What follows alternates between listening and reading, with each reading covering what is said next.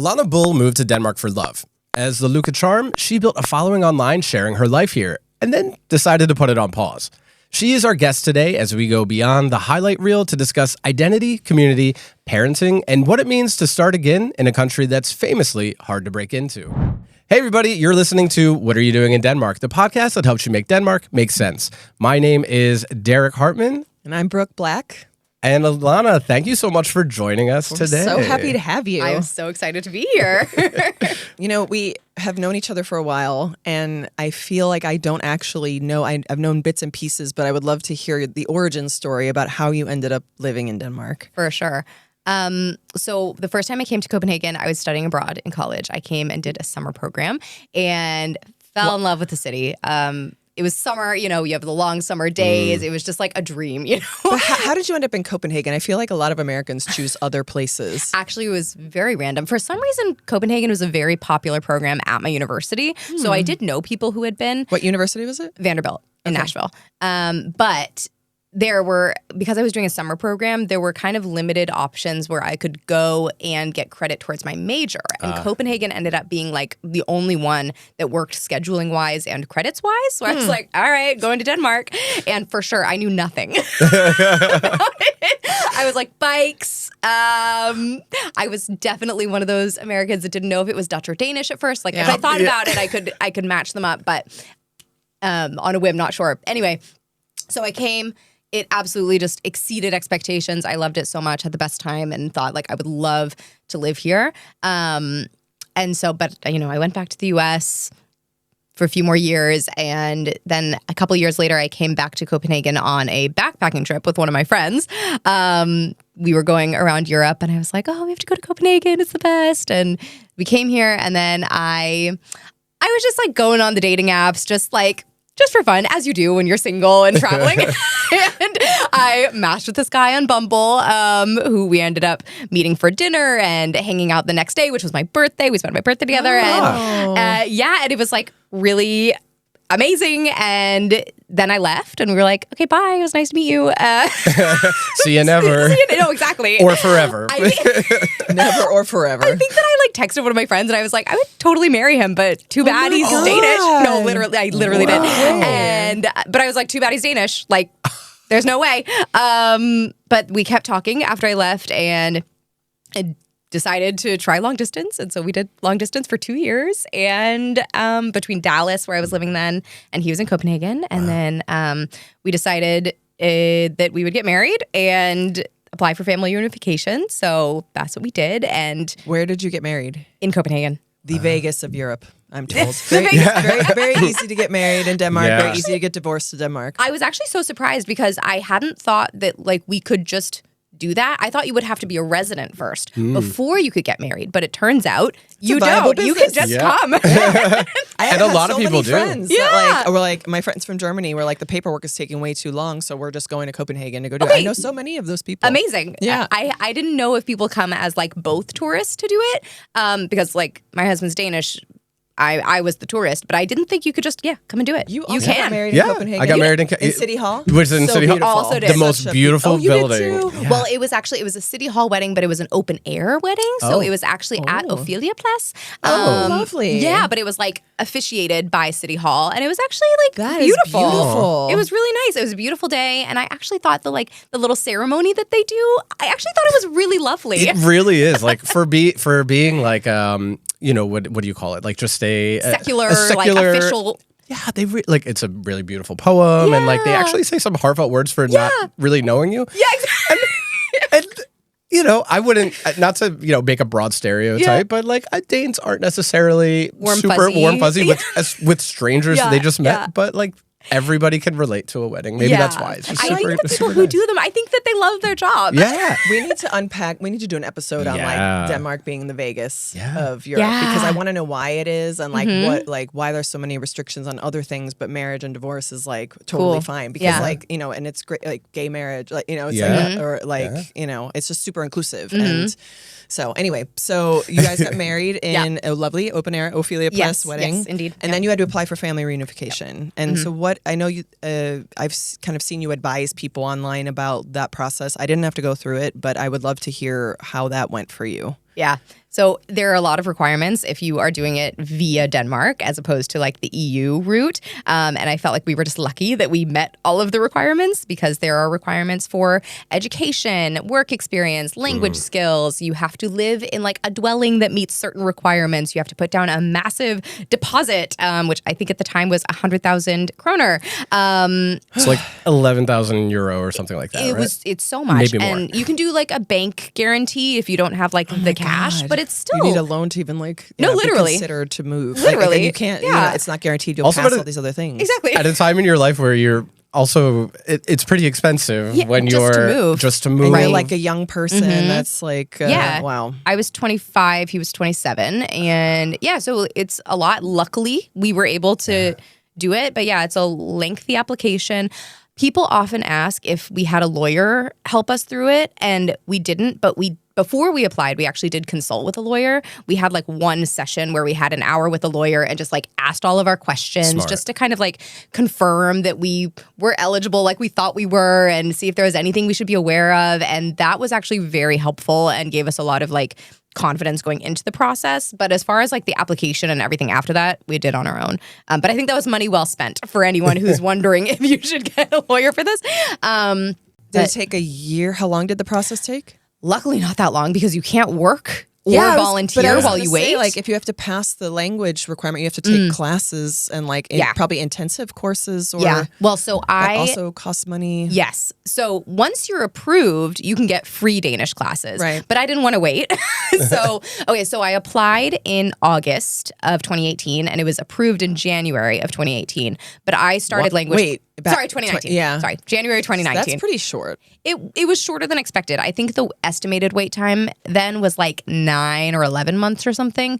But I started language classes right away and paid for them, which I think was so worth it because that once you start working, it's much harder to make the time. You don't have the time, Exactly. So I think it was really worth it. It was also like something to do. Yeah. Like it really sucks. It's really boring to just like be here. Like you have to make friends and like you don't have work, you can't volunteer, there's not much you can you don't have a routine. So I felt like doing the classes and even having like the homework, it gave me kind of like a purpose in those first. Was it like a couple times a week or? Yeah, I think I did 3 times a week and it would be like 2 or 3 hours each time. And it was extremely helpful to do it when like that and making friends were the only things that I needed to do. So I was really glad that I invested that time in the beginning. I think it really helped me long term.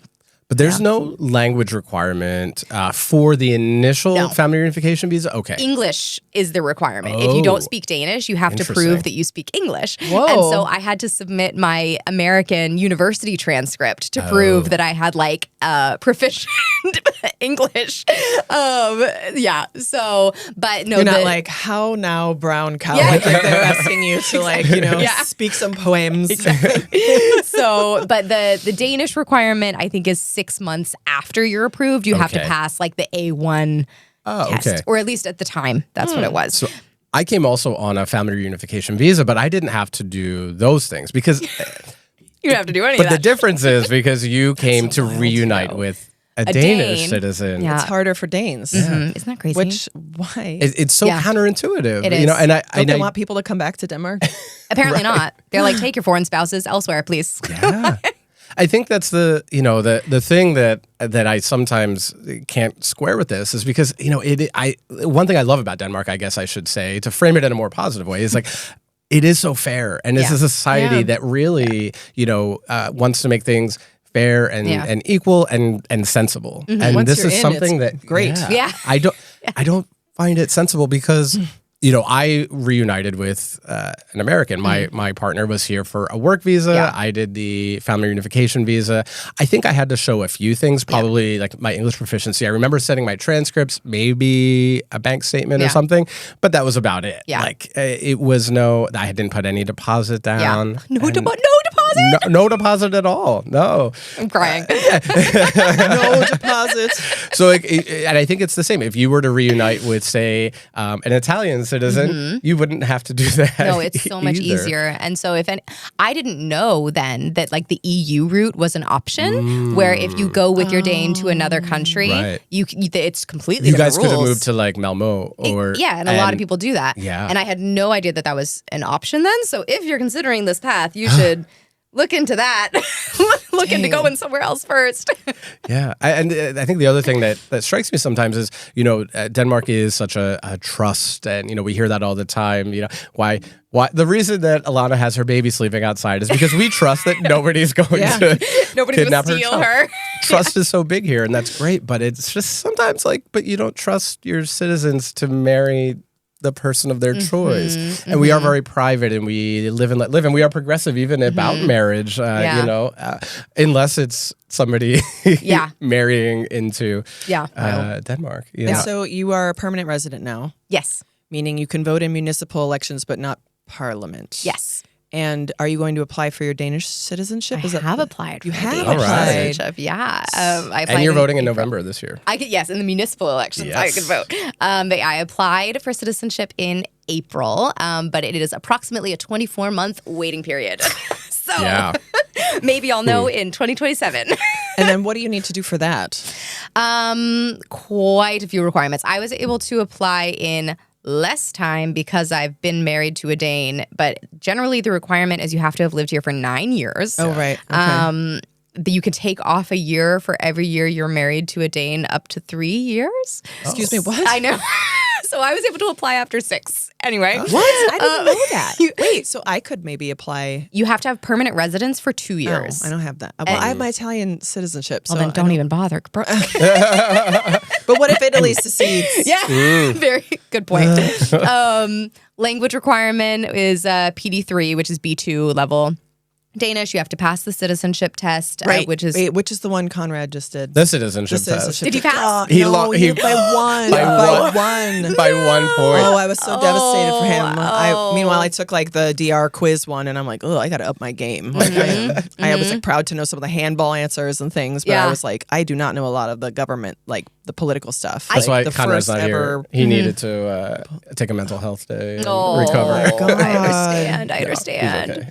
I mean, I think I only studied for the test for a month, and I wish that I had spent longer on it because they give you this book that's like a study guide, but it's 200 pages. Yeah. And so all 35 of the 45 questions are from the book, but it's a 200-page book in Danish. So I have the U.S. one from when Mess got his American citizenship, my husband Mess, and that was also a bizarre, interesting experience because you're in there with a bunch of people that get granted at the same time. We were in an LA convention center, and everyone gets a little pencil with a flag on it. Wow, and then as soon as you walk out the door, it was a standee of Obama and a standee of Trump, and they're like, "Come here, come here." It was it's immediately split. Whoa! Now you get chased in by ICE agents, and they. No, I'm just. But that book is hard for Americans, similar to how the citizenship test is difficult for Danes. So it's Yeah.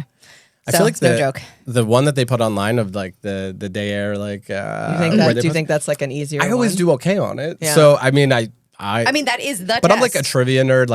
If you formulate there's fun trivia that you can actually then share. If you want to impress a Dane, you're like, I know this thing. If you make something seem like a pub quiz, I'll surprisingly do well with it. That's a good way to look at it. Oh, that's a good party trick. Yeah.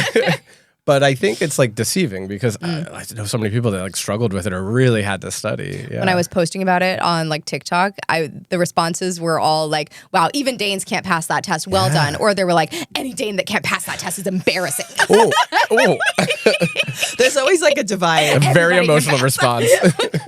I did. I posted about cutting the head off the cake man or cake woman at a birthday at my 3-year-old's birthday, and half of them were like, "This is not a Danish thing," and the other half is like, "We did this every single birthday growing up." It's so funny. And it's Why not can't even they agree? split like by region. It's just like across the board. And so then when there's just people arguing with me, I'm like, just go look at the comments because like you're arguing with each other. Oh my god, there's so many times when I'm like, just read the comments before you leave one. Right. Although thanks for the engagement, that's fine. I guess. Thanks for the engagement. Thanks. We have covered this quite a bit. Or the frequent comments that are always, the same. Like, that's just a Copenhagen thing. Yeah. You need to know that Copenhagen is more than, or Denmark is more than Copenhagen. Just the things you always hear. Yeah. Yep. Well, that's an interesting segue. So obviously you referenced TikTok. We've been joking about social media a little bit. How did that go for you? And when did you decide to start sharing all of this on social media? So I, like so many other people, I downloaded TikTok during COVID. Yeah. I thought it was like... Okay, you're late to the game. I held up. I was very late. I was like, I am not doing these dances, and like I'm too old for this. But I'm like a bit kids app, right? But I'm also like I'm a little bit older, and so I was like, my brain can't do like another app, and also like everyone already knows how to do this. Like the 13-year-olds know, like it's so intuitive for them, and I'm like, hello, it's me, grandma, like coming to TikTok. What is that? But anyway, I was like, this is a fad. This is going to be like toilet paper hoarding and Tiger King. Like nobody's going to be doing this, Tiger King. right? But I was, and also like I was sourdough. wrong. So you were also downloading TikTok. Oh yeah, absolutely. And so that's right, because you were already here. You've been here 2 years, and you were like in the friend making phase, probably processing a lot of new stuff. Home, So I downloaded TikTok thinking like, let's see if this is any fun. And the thing about TikTok is the algorithm is so good. So good. It learns what you're interested in so fast, and it shows you stuff that like you didn't even know you were interested in. Yes. It's that good. So addicting. And so I got very into TikTok very quickly, but mostly I was like lurking. And it would show me a lot of teacher TikTok, like teachers in the US. And so the way that it actually started for me was there's a teacher that I followed. Her name is Miss Frazzled. She's a kindergarten teacher in the US. She posted something about like that she just learned that teachers in other countries don't have to spend their own money on school supplies. Oh, yes. I feel like I remember that. And I commented on it as like a, random user and was like, oh yeah, I teach in Denmark and I've never had to spend my own money on school supplies. It's amazing. And I kid you not, I got like 100 responses to my comments. Like other people being like, can you make videos about this? Can you talk about how you got a job teaching in Denmark? Can you talk more about this? Blah, blah, blah. And so I was like, okay, I guess. So my first videos were talking about how I got my job teaching in Denmark and the process of like getting my teaching qualification recognized by the Danish government and work visas and stuff like that. And so that's how it started. And then I kind of also talked just generally about life in Denmark. And then like soon after that, I got pregnant. So my content shifted a little more towards just like life and family stuff in Denmark. Baby's sleeping outside, but like less about teaching. But in the beginning, the first like several months, I was mostly talking about teaching in Denmark. Do you still have the same job, like at the same place, at the same school?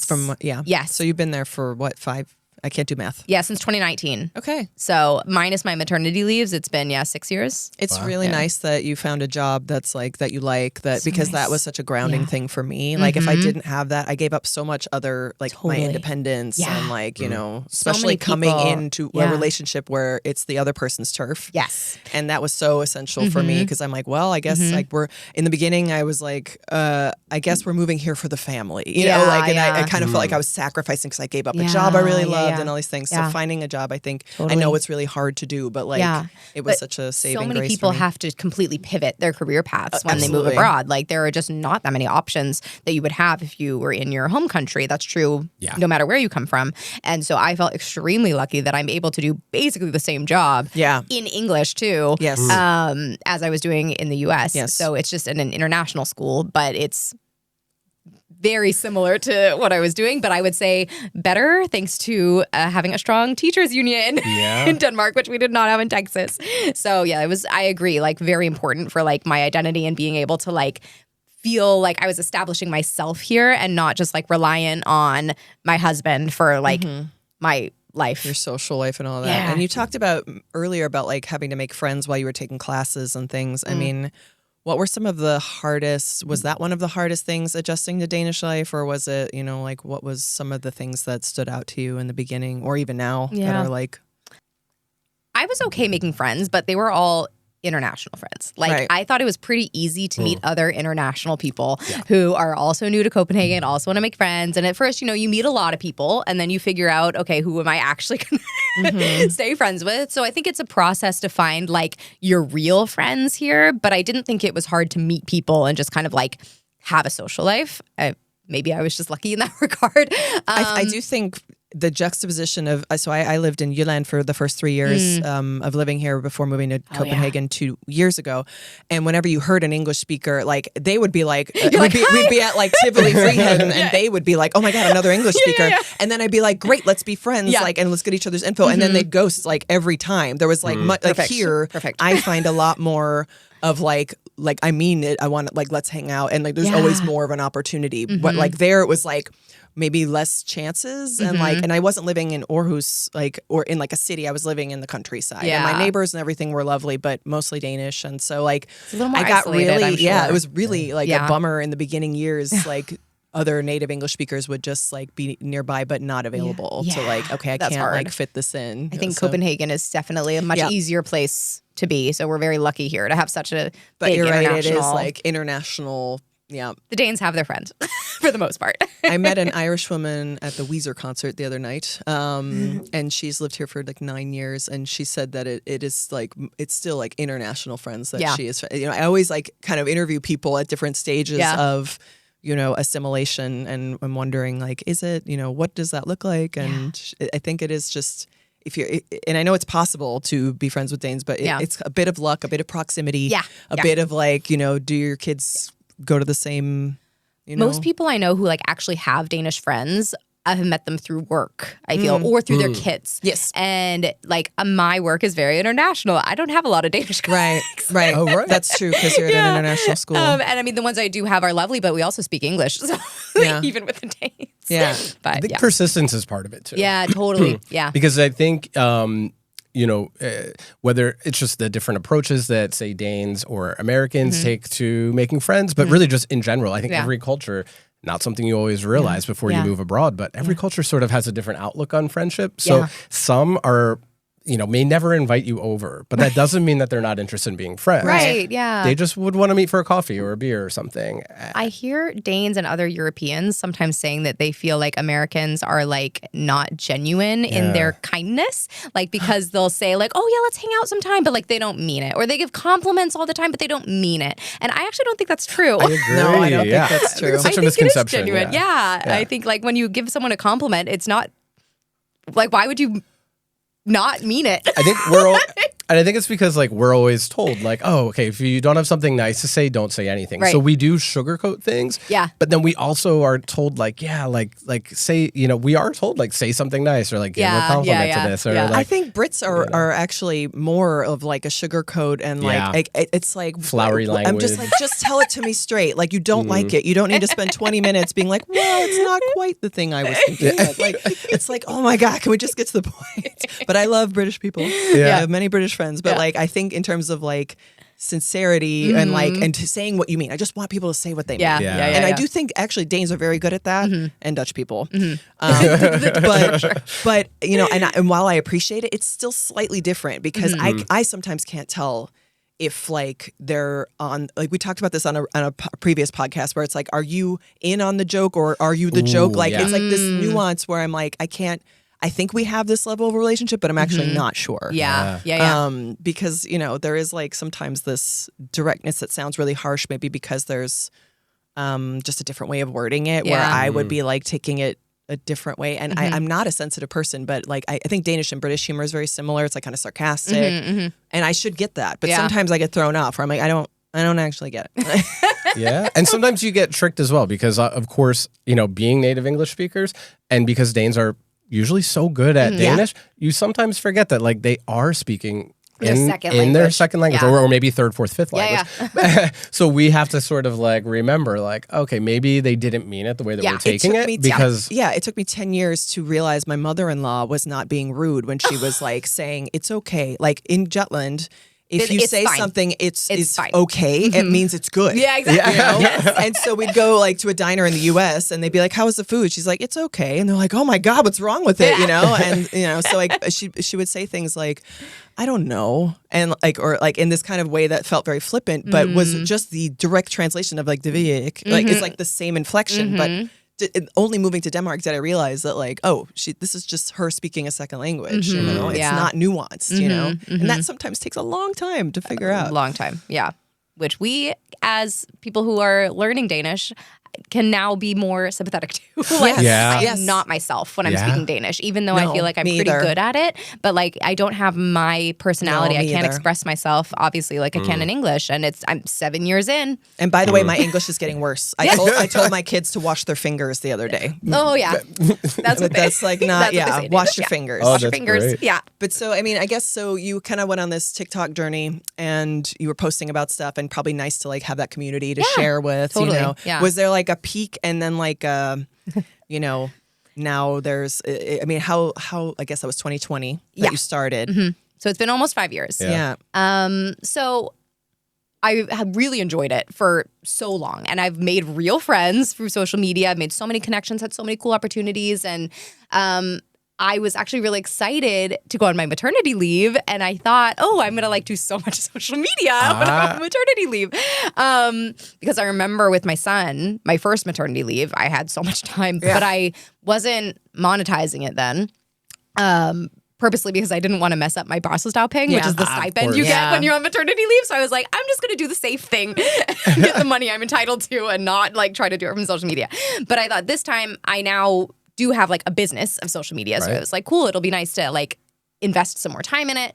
But now that I'm actually on my maternity leave and like a few months in, I'm finding that I don't really want to spend the little time that I have on. I don't have as much time on my second maternity leave as I did on my first because there's now another child. There's another child, yeah. Right? So it's like I actually don't have as much time as I thought I would. And the limited time that I do have, I don't really want to spend it on social media. Like I actually want to just like be more present and enjoy this last maternity leave that I'm going to have. And so I'm feeling like I don't really feel like making content. I don't feel like doing my VAT reports and just kind of like the admin stuff that comes with like having the business and, you know, getting free, quote unquote free, because you do pay taxes on all this stuff, but like getting like free stuff is cool, but also then you have to post about it. And then you also need to have content in between the advertising. So because no one wants to just see a bunch of ads. So I just felt like I want to just take the pressure off myself because I don't need to be doing this. So let's not do something that's not really fulfilling me right now, I guess. And also, like, now that you are a second time around parent, there's things where you do know it's the last time you want to be. I mean, because I also knew in my second that like this is going to be the last time. Yeah. And it was during the pandemic, like 2020. So I was just in a bubble with her where I got to like appreciate every minute and like take a million photos. And yes, I had an older child, but like there's something about like that time that you want it to be special and sacred. So yeah. And just realistically, I know that like when I go back to work, I'm gonna have even less time. Maybe I need to just step back a bit and maybe I'll miss it. Maybe I'll be like, oh, you know what? Actually, I do want to spend my time on that. Or maybe it will be like really good for me to step back. It's like a constant evaluation because you've moved to a new place. You're trying, as you said, like you might not, you know, you ended up in a job that was similar, but you also have to reinvent yourself and then also figure out, throw parenting into the mix. And like you like kind of your time is spent somewhere else for a while. And then you come back and my kids are a little bit older now. And I'm like, okay, I have to reevaluate once again. Now that I have more time, who and what do I want to spend it like on, you know, is that, you know, with these certain people. And so, I mean, we're constantly doing that as adults. And I think it's great to be able to have flexibility and like, but it's also really, you know, it's like, what do I even wear? What do I like to like? What like can I? What should my hair look like today? I have no idea. So I just I can't be bothered, you know. So it's like a lot of these kind of negotiating with yourself. I think is really interesting, especially in a foreign place. Yeah. But But you'll always have that to look back on. Yeah. I think that's the nice You have thing. like a you'll always have a you have little an archive of like video like journal. no regrets. Yeah. I love that I had this fate. Like I never ever would have predicted when I moved to Denmark that I would be like an influencer. So yeah, like, you were so like cool. writing articles and and that's amazing. And now I just feel like the chapter is like maybe closing, at least for now. And I do think you experience things differently, and hopefully you're finding that. I'm curious, like if you what are you doing with your time? You mentioned being more present. I really think that it's like my screen time is down like 2 hours a week. That's fantastic. I really want to know what life is like on the other side. I encourage you to delete that app for a week. It's like me who's like, oh, I'm too busy. I don't know if I have time for that. Meanwhile, my screen time is like 8 hours a day of screen time. I'm like, what am I busy Where is the time going? I have no idea. Is it like, I'm looking at this tree? Like, what it's like? I've read some books. Yes. Well, okay, I've read a book. A book. That's huge. And I actually they're like feel, iPads with paper, right? So, so actually what's interesting is like I've realized that a lot of the time that I was reaching for my phone and specifically reaching for social media is like when I'm feeding my baby and I'm just sitting there breastfeeding and like I'm like, what can I do? So what I need to do is get my Kindle working so I can do something with one hand that's entertaining. You're learning stuff. Yeah. You're like using your brain. Yeah. But I've been reading like Substack. I've been reading the actual news more instead of getting my news from social media, which I feel is healthier mentally. New York Times games, like Wordle, crossword, those are fun. I do those a lot. Yeah. It's been a nice change, I think. And I actually re-downloaded Instagram last night after a week.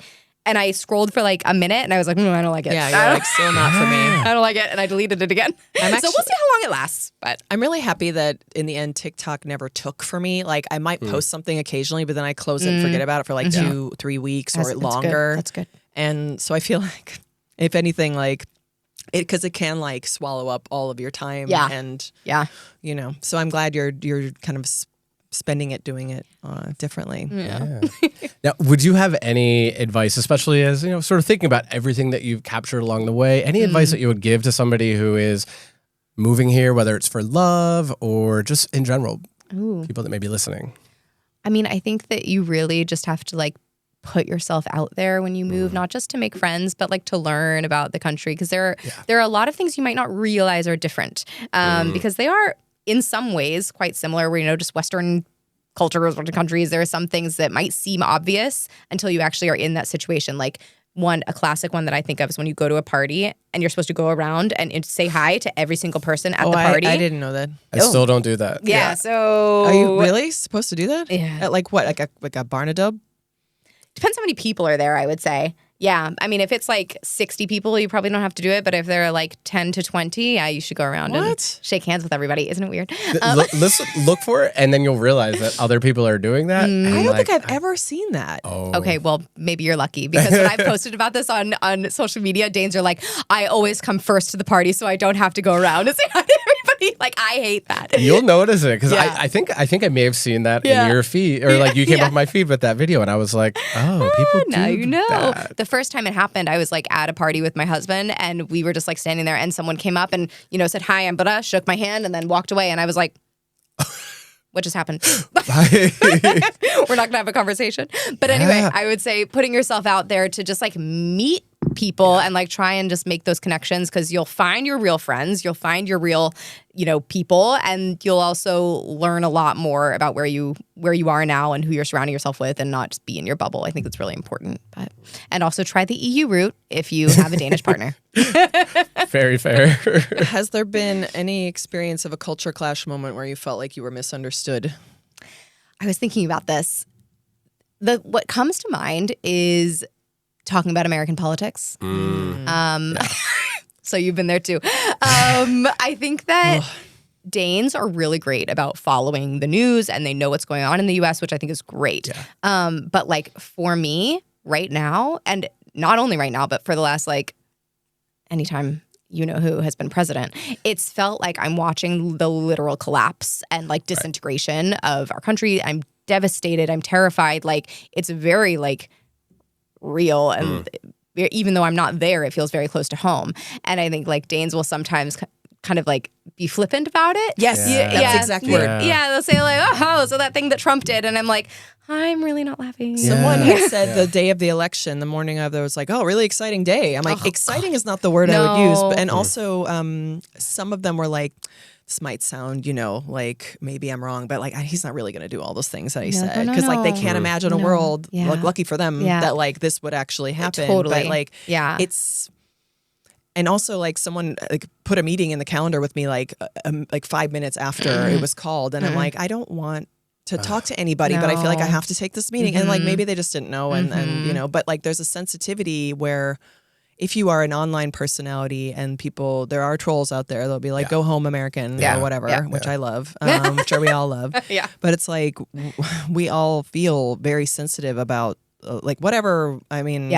It's so, very close to home, and it's not for them, which I understand. Like, it's not so close to home for them, and so they can kind of make light of it in the same way that maybe we could have made light of like Brexit or something. Right. I will say there have been a lot that have been caring as well. Yes. It's not, but there have been like some flippant comments that stuck with me more than, so thank you for the people that were being nice about it. Yeah, we appreciate you. It's all inconvenient. I also find sometimes where people will almost just conflate everything. If I say an opinion that they don't like, they'll almost immediately go to something about U.S. politics or something like that. And I'm like, well, look, I think we can separate. Like, I'm not Donald Trump. No, I understand you don't like my country right now. But just because you don't like my country doesn't mean that I'm not just, But don't they hate when we generalize about Danes?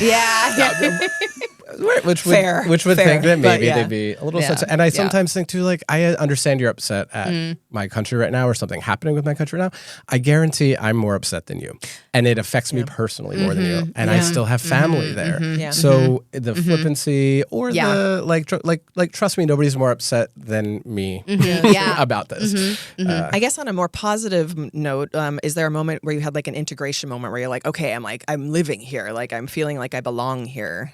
I mean, do you have those all the time? I feel like I have those like more often than I would like. More and more often the longer I've been here. But I think like getting my permanent residence was just a huge moment. That it's like not only that I can stay here forever, but now my residence here isn't dependent on my husband or on a job. Like I did that on my own. And I had to pass PD3. I had to pass the permanent residence exam and, have employment on my own. And like, he didn't do any of that for me. That was purely like my accomplishment. And it did feel like an accomplishment. So I think just that kind of like validation was really big for me. And aside from that, I would say kind of often now I'm able to have like full conversations in Danish, and like I talk to my son's pedagogues in Danish and our babysitter. Like, so every time I'm able to kind of successfully get through a real conversation or a social event in Danish, I'm like, yes. Huge. Yeah, good for you. Made it. Hell yeah. Yeah. So, if you were starting your life in Denmark over again tomorrow, what would you do differently? Anything? I don't know that I would. Well, you would do the Europe route.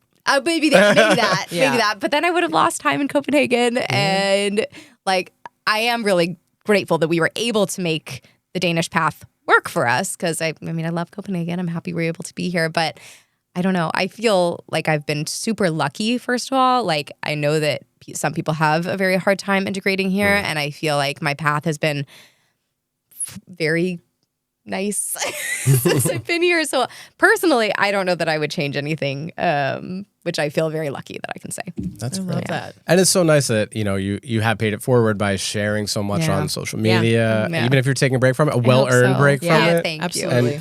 And I will say I got the nicest messages and comments when I posted that I was going to take a break. Like, I did not expect the messages I would get to say, like, oh, you helped me so much when I moved here, or I used your guide and we had the best time, or you helped me through my postpartum period from sharing about yours. And I was like, that is so valid. That is so worth it that I was able to positively impact people. And now I can like kind of step away and be like, okay, I did it. Yeah, I wonder what's next for you. Yeah, I don't know. It might be not as exciting. I think it will be. Yeah. Thank you, Brooke. And thank you for sharing that with us today and continuing to help, because I'm sure that there are people listening that definitely took quite a few nuggets from you. I know I did. So thank you for that. Thanks for having me. Yeah. So much fun. Thanks, guys. And thanks for listening and watching, everybody. Hi. Hi.